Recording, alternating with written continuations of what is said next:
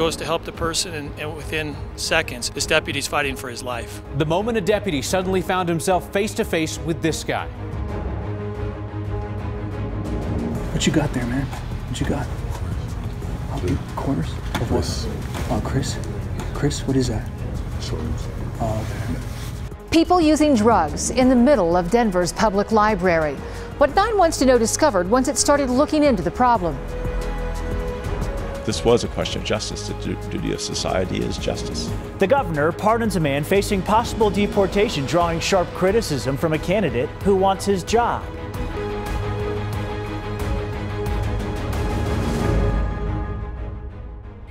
Body camera video shows the deputy's split-second decision when he shot a man in Littleton. That video was released today, showing the suspect holding a rifle before the officer opened fire. 9 News reporter Anusha Roy joins us now, and this shooting happened when the deputy stopped to help the man, right, Anusha? Yeah, Kim, the deputy saw the suspect had pulled over on County Line Road in Santa Fe on Friday and stopped thinking that he might need help. That's when he turned on his body camera, which is standard protocol. What you're going to see is that he's approaching from first the passenger side and then starts to make his way around the back. And that's when the driver gets out of his car holding a rifle. Deputy Brad Prue immediately opened fire twice, shooting the suspect in the arm and then hitting the car door. This happened so fast, police had to go frame by frame, releasing this photo showing the suspect, 25-year-old Dion Marcus Rivas Mestas, holding the rifle. It's nothing short of amazing. His reaction time, the defense of himself, the defense of the community from this individual, and whatever this individual had planned. Deputy Prue took care of that day. Littleton police are heading the criminal investigation, calling this an attack on the deputy, also saying that the rifle wasn't loaded, but the suspect is expected to face charges of assaulting an officer. Investigators are still looking into why he advanced on the deputy and why he was on the side of the road in the first place. At Denver's downtown library, you don't have to open a book. Being homeless is bad enough. To learn about this hard side of humanity. Every morning at 10, they line up to escape the street and find quiet cover. How often do you come to the library? Almost every single day. What we're about to show you isn't a story just about homelessness. It's about crime, drug use, and overdoses in the Denver Public Library. After getting complaints about a growing problem at the library, we decided to check it out. For the better part of 3 days, I went undercover.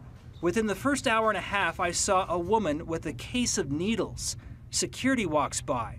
I watched as she tried to shoot up in the neck right outside the front door. Her friend couldn't find a vein. Eventually, she injected herself, all out in the open for anyone to see. That same day, I saw 2 men trade drugs for money. Day 2, this time inside the library, right next to the teen section. 20. A drug deal played out right next to me. What you got there, man? What you got? Quarters? Of what? Chris? Chris, what is that? Oh, okay. Meth? All of this happening as kids come and go. A similar scene on the 3rd day. Another man shooting up just outside the front door. That's just what I saw. Library security keeps a book of banned people. Pages upon pages of faces of those who've been caught breaking the law. People found shooting up inside. People acting aggressively. People drunk. This man was caught masturbating near the children's area. This couple was caught having sex inside the library's legacy room. Our video captures a snapshot in time, but crime stats analyzed by 9 Wants to Know show how fast the problem is growing. Fights and assaults are up 350% this year compared to the same time last year. Sexual assaults have also jumped by 83%.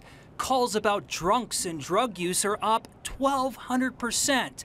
The most alarming increase, though, overdoses. 0 at this time last year, up this year to 44. In February, a 25-year-old man died of a drug overdose in a bathroom. Library security now has to carry Narcan, a drug that can keep an overdose from being fatal. Head of security Bob Knowles has had to inject Narcan on a drug user, one of the 6 times it's been used since February. To have the negative experiences happening in the library that impact those is bothersome to me, because I take my job very seriously, and I want this to be a safe place for all. It's a real shame, and it's an embarrassment for the city, really. City Councilman Wayne New is just one of many trying to figure out what to do. He says the one thing that's not working, the homeless sweeps. That's when police enforcing the camping ban break up homeless camps from the Ballpark neighborhood, 16th Street Mall, to the Cherry Creek Trail. No, absolutely not. It's like the camping ban. You know, the police will tell you we move them off the street, but where are you going to put them? It pushes the problem out the door, which, don't get me wrong, as the guy responsible for this facility and this property, is good by me. But that's not solving our problem, right? I believe that we're really at a crisis right now with the number of people that are being forced to live on the streets. The Colorado Coalition for the Homeless says the city is at a breaking point. But moving people along and putting them in different places doesn't solve the problem. What do you say to parents who may be reluctant now to bring their children down to this main branch? I would say that we are trying to make this the best, safest possible place for them. I'm sure it's got to be disappointing for you to hear from people who say, I won't go down there, or I won't take my kids down there because of what I see. That is disturbing. My grandchildren come here, so I believe it's safe for them. But for how long? With crime skyrocketing, it's clear the library already has to worry more about overdoses than overdue books. You're in a tough spot here. Is this fair for the library to deal with? That's a tough question. Is it fair? I would prefer not to be doing this, absolutely. I would prefer to be sitting here talking to you about the important work we're doing to help kids enter kindergarten ready to learn and read. It is such a divisive issue, and the move by Governor Hickenlooper today to pardon a man facing possible deportation has surprised, angered, or pleased anyone who has an opinion. Rene Lima-Marin was mistakenly released from prison, returned, and then set free this week. It was only then that it came out that Lima-Marin was in this country illegally. In announcing the pardon, the governor said Lima-Marin has become a law-abiding, productive member of this community. I hope he doesn't get deported. Of course. I mean, I think he's with his family, right? He's got 2 kids and a wife who depend on him. He's working hard. Lima-Marin's attorneys told us how his client reacted to the news.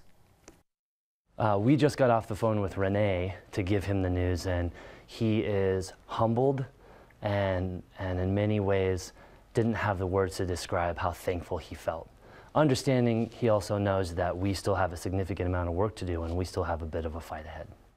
Earlier in the day, Lima-Marin's wife Jasmine said she was prepared to take their family from their life in the United States and go to Cuba should he be deported. The man running the office that prosecuted Lima-Marin isn't happy about the pardon. The office also released this picture of Lima-Marin that was part of the evidence in the case against him. 9 Wants to Know reporter Kevin Vaughn has been looking into this case. Kevin?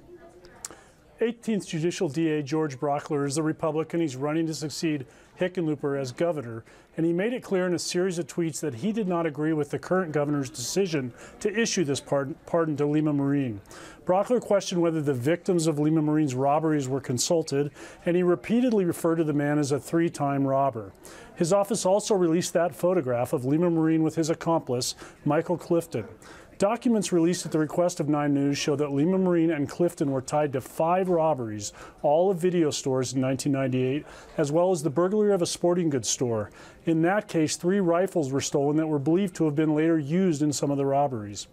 Clifton is still in prison. He's still facing 77 more years on his sentence. Meanwhile, Lima-Marin, as we know now, is out of prison and pardoned. We don't know what that means for his immigration status. Yeah, a lot of questions left. All right, Kevin Vaughn reporting for us. Kevin, thank you. So what is next? Well, since Lima-Marin has been cleared of his criminal charges, he's no longer a priority for the feds.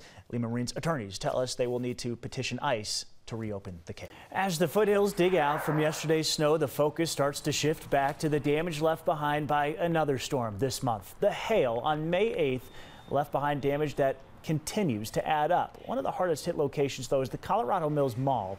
The mall's roof was battered, broken, the inside flooded, and now there's more information on how long it could be closed. While there is no definitive date set, Colorado Mills now says it believes it will be open in time for this year's holiday shopping. We're roughly 5.5 months away from Black Friday, meaning potentially 5.5 months of hail damage repairs. In the last week, we've seen several restoration teams parked in the mall's lots. Giant blowers are being set up at the entrances to deal with all of that water still inside. There's also large sections of the roof that will need to be patched up first before repairs start to begin on the inside.